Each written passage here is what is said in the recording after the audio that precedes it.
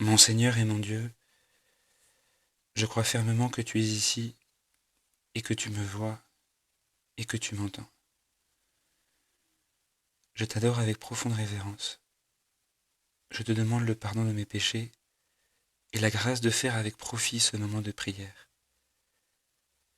Marie, ma Mère Immaculée, Saint Joseph, mon Père et Seigneur, mon ange gardien, intercédez pour moi. Voilà que nous nous approchons de la fête de Saint Joseph et ici, en Espagne, on sent que cette fête a une importance particulière, peut-être dans la force de leur dévotion, en raison de leur dévotion particulièrement profonde à Saint Joseph, puisque ici, ce sera un jour férié, on ne travaillera pas, donc on a 3 jours de vacances. À bon entendeur, si tu veux avoir plus de jours de festifs dans l'année, bien viens t'installer en Espagne. Mais voilà, ça montre un peu cette piété du peuple chrétien, cette reconnaissance du peuple chrétien envers Saint Joseph. Et cette reconnaissance, bien nous, on veut la vivre avec lui. On veut s'émerveiller comme dans l'évangile qu'on va contempler aujourd'hui, du retour en Égypte de ce Joseph qui prend toujours avec lui l'enfant et sa mère. C'est cette phrase qui est répétée comme un espèce de refrain dans l'évangile, selon saint Matthieu, dans le chapitre 2, où Joseph prend avec lui l'enfant et sa mère. Il est toujours euh, dans cette action toujours de les prendre avec lui. Et ça se répète pour montrer que c'est pas une chose que tu fais une fois dans ta vie, non. C'est quelque chose que tu fais toujours. Et aujourd'hui, il les prend pour rentrer en terre promise. Et cette action de rentrer en terre promise, on dit, c'est super, il va revenir, non, comme un rameau, non, ça y est, il va venir inaugurer son règne, ce règne qu'on attendait depuis plus de 4000 ans, comme l'avaient annoncé les prophètes. Enfin, le roi d'Israël, le descendant de David, le fils d'Abraham, le nouveau Salomon, l'héritier de toutes les promesses, va prendre le pouvoir. Il va prendre le pouvoir, il va détrôner Hérode, et il va s'installer en Judée. Mais sauf que, grande souffrance pour Joseph, voilà que un faux roi des Juifs est toujours installé à Jérusalem. Et donc, il n'y a pas de place pour le vrai roi. C'est un peu le retour, toujours la même chose. C'est le retour de, de cette scène un peu triste qu'on contemple dans l'arrivée de Joseph et Marie à Bethléem. Il n'y avait pas de place pour eux dans l'auberge. Et donc, ils vont s'installer dans une grotte. Et là, c'est pareil, il n'y a pas de place pour eux en Judée, parce qu'il y a toujours ce roi qui en veut à la vie de l'enfant et qui prétend être le roi des Juifs.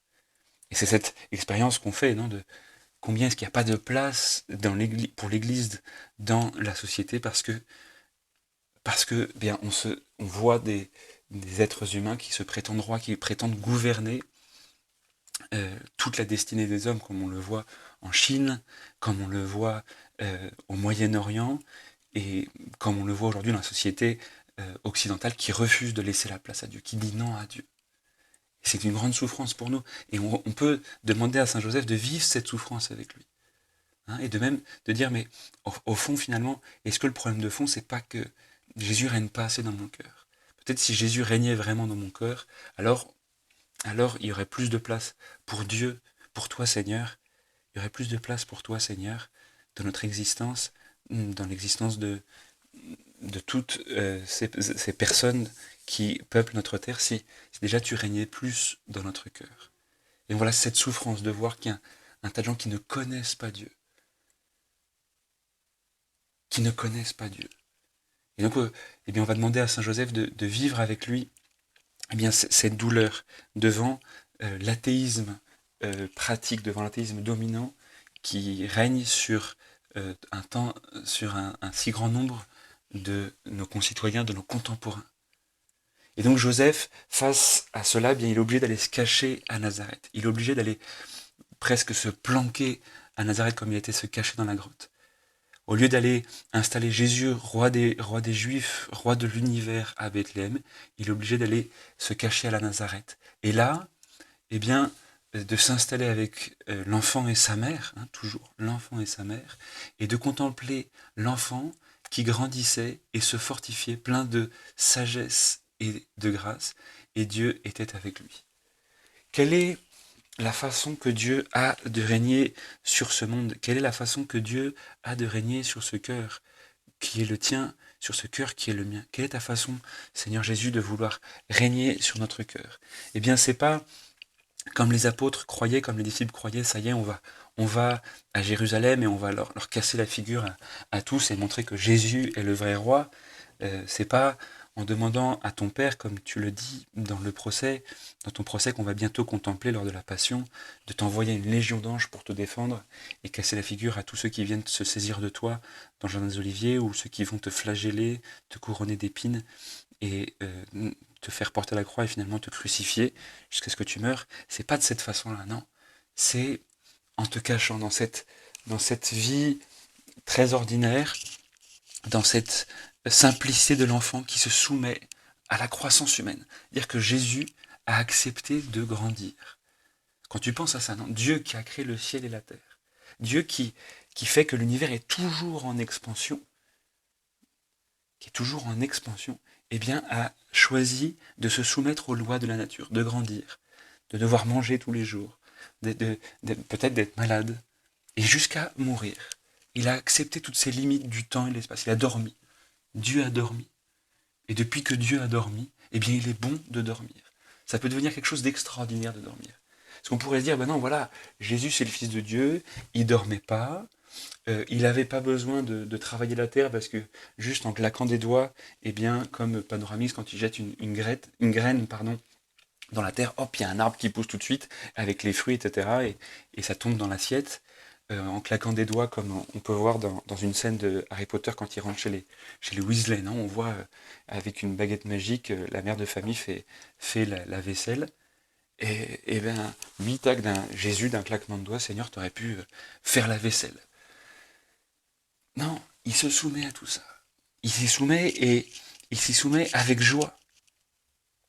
Il va pas casser la figure à Hérode. Il va se soumettre à la vie ordinaire, à la vie quotidienne. Et il va la vivre avec intensité, comme le dit cette dame qui écrit des bouquins magnifiques sur la mort de ses filles, comment est-ce qu'elle a vécu, Anne Dauphine. Eh bien, elle dit, il ne s'agit pas tant d'ajouter des jours à la vie, mais d'ajouter de la vie au jour. Il vit intensément, il vit avec une vibration d'éternité chacun des moments. Et c'est ce que contemple Joseph. C'est ce que contemple Joseph. Joseph se met à l'école de Dieu. Il apprend de Dieu pour contempler la grandeur de la vie quotidienne, de la vie ordinaire, de voir grandir un enfant. Peut-être que tu es déjà mère ou père de famille, peut-être que tu t'occupes d'enfants, ou peut-être qu'en te regardant toi-même, tu vois que les enfants ont plein de défauts. Ils te disent, mais c'est pas possible, etc. Tu te dis, mais il est baptisé, ou il a fait sa première communion, ou elle a fait sa première communion, et donc ça y est, ça devrait être parfait. Ben non, il y a cette croissance, et on voit que les enfants luttent. Et c'est ça qui est important, c'est de lutter. Et toi-même, tu vois que t'es pas parfait. T'es pas parfait. Et que tu as encore à grandir et à te fortifier pour être de plus en plus plein de grâce et de sagesse. Ça ne veut pas dire que le Fils de Dieu n'était pas parfait dès le début. Lui, si, il était parfait, mais il a voulu montrer qu'il grandissait corporellement pour nous appeler à grandir intérieurement. Il a voulu nous montrer qu'il se fortifiait corporellement pour qu'on apprenne à se fortifier spirituellement. Et avec patience, accepter ce processus de croissance. Mais pourquoi? Pour ajouter de la vie au jour, pour vivre de plus en plus intensément chaque chose. Et nous dit l'évangile selon saint Luc, au verset 40 du chapitre 2, et Dieu était avec lui. Savoir que Dieu est avec nous. C'est pas tant nous qui sommes avec Dieu, c'est Dieu qui est avec nous et qui fait toutes choses avec nous. Il nous accompagne, même si je ne le vois pas, même si je ne le sens pas, même si je l'oublie, il est là. Le Dieu proche, c'est le Dieu voisin, c'est le Dieu tout près. Voilà quel est notre Dieu, voilà quel est ton Dieu, voilà qui tu es Seigneur. Voilà ce que Joseph, tu as contemplé. Joseph, aujourd'hui, apprends-nous à voir avec un nouveau regard la présence de Dieu dans chacune de nos actions. Peut-être, donne-nous cette grâce, demande à Dieu cette grâce de nous révéler, de nous montrer que vraiment, nous sommes en présence de Dieu à un moment de notre journée, que réveille-nous à un moment, alors que je suis en train de travailler, alors que je suis en train de faire la cuisine, alors que je suis en train de marcher dans le métro, de réaliser que là, Dieu est avec moi. Et donc si Dieu est avec moi à cet endroit, il est avec moi partout. et donc de pouvoir me réjouir de ce règne qui est le vrai règne de Dieu. Mon royaume n'est pas de ce monde, mais il est sur les cœurs, il est sur mon cœur. Dieu règne là dans mon cœur. Notre Dieu règne, il règne sur nos cœurs, et il est là. Et c'est ce que Joseph a contemplé pendant tant d'années, tant et tant d'années. Et c'est ce qu'il veut te donner comme maître de ta vie intérieure, comme maître spirituel, comme père spirituel. Il veut te donner de pouvoir contempler cette grâce. Il veut t'apprendre à la contempler et à la vivre. Dans une action toute simple de ta journée aujourd'hui, demande à Saint Joseph, peut-être demande-lui, aujourd'hui quand je serai en train de me rendre à mon travail, quand je passerai à la porte de mon travail, donne-moi de juste dire, Saint Joseph, accompagne-moi. Saint Joseph, montre-moi que Dieu est là. Je te remercie, mon Dieu, des bonnes résolutions, des actes d'amour et des inspirations que tu m'as communiquées dans cette méditation. Je te demande la grâce de m'aider à les mettre en pratique.